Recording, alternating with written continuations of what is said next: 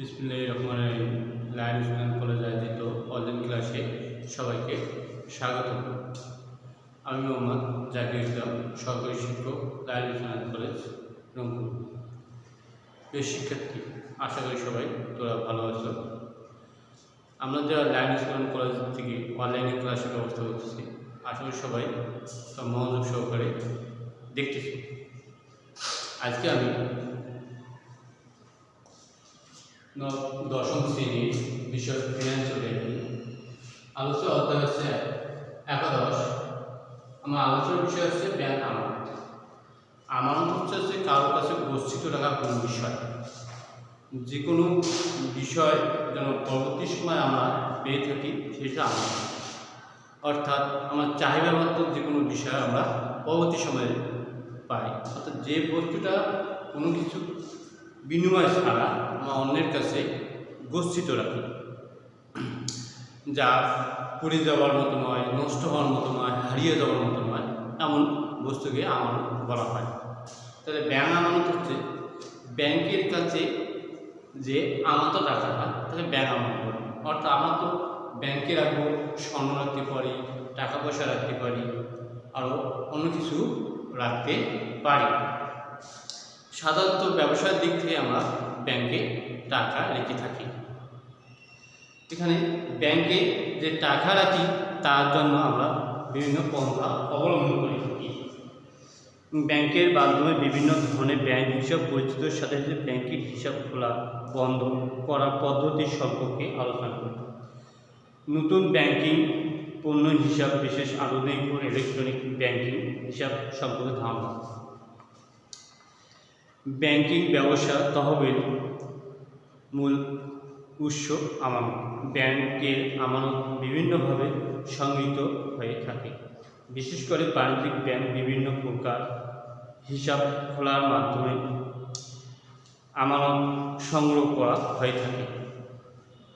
এক্ষেত্রে জনসাধারণ জনগোষ্ঠী বিভিন্ন ধরনের ব্যাংক বিভিন্ন হিসাব খোলার প্রয়োজন আমানত সংগ্রহ হয়ে থাকে। বিশেষ করে চলতি, সঞ্চয়ী, স্থায়ী হিসাব মাধ্যমে বাণিজ্যিক ব্যাংকগুলো তাদের আমানত গ্রহণ ও যথাযথ ব্যবহার করে থাকে।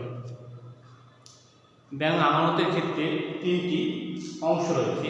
ব্যাংক আমানতের ক্ষেত্রে তিনটি অংশ রয়েছে। একটি অংশ হচ্ছে গ্রাহকের ক্ষেত্রে,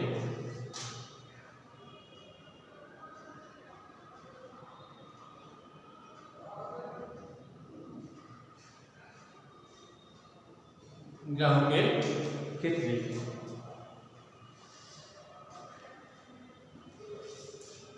ক্ষেত্রে কিছুগুলো অংশ রয়েছে।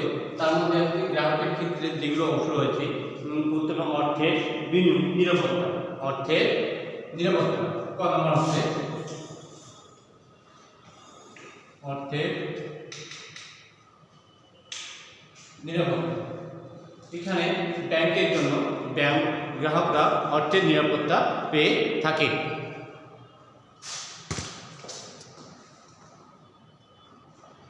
অর্থের নিরাপত্তার মাধ্যমে আমরা ব্যাংক হিসাবে খোলা রাখি।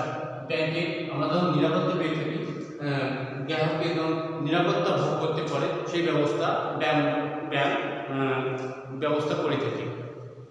ব্যাংকের জন্য আরও সাধারণত হয়েছে আমানতকারী উদ্বৃত্ত অর্থ ব্যাংক নিরাপত্তা সংরক্ষণ করা ব্যাংক হিসাব অন্যতম উদ্দেশ্য।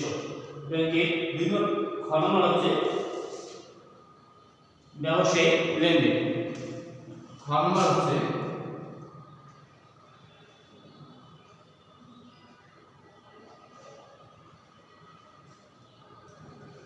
ব্যবসায়িক লেনদেন। এখানে ব্যবসা যে কোনো সময় চলতি, সঞ্চয়ী বা সাধারণ হিসেবেও রাখতে পারে। যখন খুশি তখন ব্যাংক থেকে টাকা উত্তোলন করতে পারে, আবার যখন খুশি তখন ব্যাংকে টাকা জমা রাখতে পারে। তাহলে ব্যবসায়িক লেনদেন এভাবে যে ব্যাংকে সাধারণত নগদ অর্থ বিভিন্ন ব্যাংক পণ্যের মাধ্যমে ব্যবসায়িক লেনদেন সম্পূর্ণ, যেমন চেক বিনিময়, বিল বার্তা, ব্যাংক ড্রাফট ইত্যাদি ব্যাংক হিসাব করে থাকে। এরপর হচ্ছে আমাদের ঋণের সুবিধা।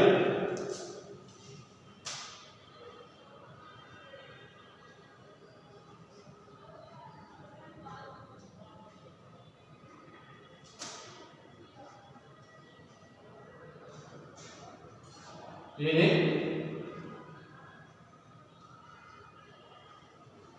সুবিধা। এখান থেকে আমরা ব্যাংকের অর্থ জমার মাধ্যমে ঋণের সুবিধা পেয়ে থাকি। ব্যাংকে বিভিন্ন ধরনের ঋণ চলন করে থাকে, আমরা জমা ঋণ হতে পারে বা আমানত ঋণও পেয়ে থাকি। ব্যাংক চলতি হিসাব, স্থায়ী হিসাব মালিকের প্রয়োজনে ঋণ প্রদান করে থাকে, ফলে এই ঋণের মাধ্যমে পাওনা উদ্দেশ্য ব্যাংক হিসাবে খোলা প্রয়োজন। এরপর আমরা আরেকটা বলতে পারি ঘ ঝুঁকিহীন।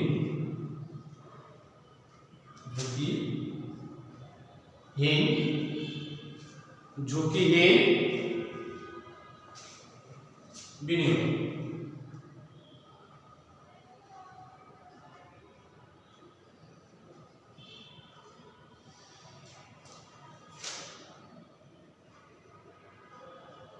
আমরা ব্যাংকে অর্থ যদি জমা রাখতে পারি তাহলে এখানে কোনো ঝুঁকি থাকে না। এখানে খাবার নষ্ট হওয়ার, পানিতে ভেসে যাওয়া, পড়ে যাওয়ার কোনো ঝুঁকি থাকে না। ব্যাংক জমা রাখলে নির্দিষ্ট হারে সুদ পাওয়া যায়। শেয়ার বাজারে বিনিয়োগের মতো ঝুঁকিপূর্ণ নয়, এটি তাই ঝুঁকিহীন বিনিয়োগ। নম্বর হচ্ছে আমাদের 19 নম্বর আমাদের সেবা অর্জন।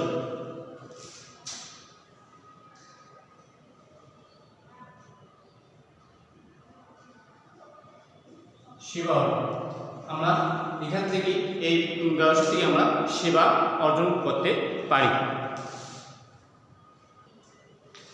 এখানে আমরা সেবা অর্জন করতে ব্যাংকের ক্ষেত্রে বিভিন্ন ধরনের সেবা অর্জন করে থাকি। ব্যাংক কর্তৃক আমাদেরকে বিভিন্ন ধরনের সেবা প্রদান করে থাকে। ব্যাংকের মাধ্যমে আমরা হিসাব খোলার কারণে ব্যাংক তার গ্রাহকের নানা বিধি সেবামূলক কার্যাদি গ্রহণ করে থাকে, যা হিসাব খোলার জন্য অনুপ্রেরণা হিসেবে কাজ করে। এরপর হিসেবে আমরা করতে পারি যে সেবা অর্জন করে পেয়ে থাকি। 4 হচ্ছে অতিরিক্ত অর্থের প্রয়োজন বিতরণ। ব্যাংক কর্তৃক আমরা ব্যাংকে যদি অর্থ জমা রাখি তাহলে ব্যাংক কর্তৃক অতিরিক্ত অর্থের প্রয়োজন মিটিয়ে থাকে। আমার যদি কখনো অতিরিক্ত অর্থের প্রয়োজন হয় তা ব্যাংক আমাদেরকে মিটিয়ে থাকে। ব্যাংকের মাধ্যমে তার গ্রাহকের চলতি হিসাবে জমাকৃত অর্থ উত্তোলনের সুবিধা দিয়ে থাকে, যা ব্যাংক হিসাব সংরক্ষণে জনগণের আকৃষ্ট করে থাকে।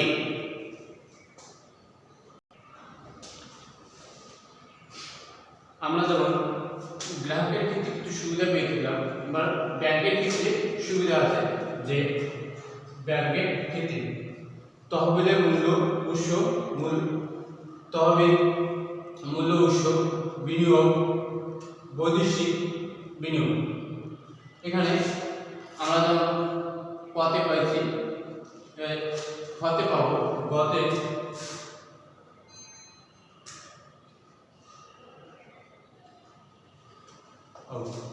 এখন ব্যাংকের ক্ষেত্রে তহবিল উৎস আমাদের ব্যাংকের ক্ষেত্রে হতে পারে বিভিন্ন হিসাবের মাধ্যমে জনগণ সঞ্চিত অর্থ আমানত হিসাব গ্রহণ করে ব্যাংক তার তহবিল গঠন করতে পারে। এরপর আমরা করতে পারি বিনিয়োগ হচ্ছে যে কোনো তহবিলের মাধ্যমে গ্রাহকের কাছ থেকে আমানত গ্রহণ করে ব্যাংক বিভিন্ন লাভজনক খাত বিনিয়োগ করে থাকে। সুতরাং লাভজনক বিনিয়োগের নিশ্চিতকরণের জন্য আরও ব্যাংক হিসেবে অন্যতম উদ্দেশ্য হচ্ছে বৈদেশিক বিনিয়োগ। এবার হচ্ছে আমাদের বৈদেশিক বিনিয়োগ হচ্ছে যে বিদেশে থাকা অবস্থায় যা ব্যাংক বৈদেশিক মুদ্রা ব্যবসা করে থাকে, যা জন্য গ্রাহকের কখনো কখনো হিসাব খুলতে সাহায্য করে। এগুলো হচ্ছে আমাদের ব্যাংকের ক্ষেত্রে সুবিধা। এখন আমাদের আরেকটা আছে সর্বজনীন সুবিধা।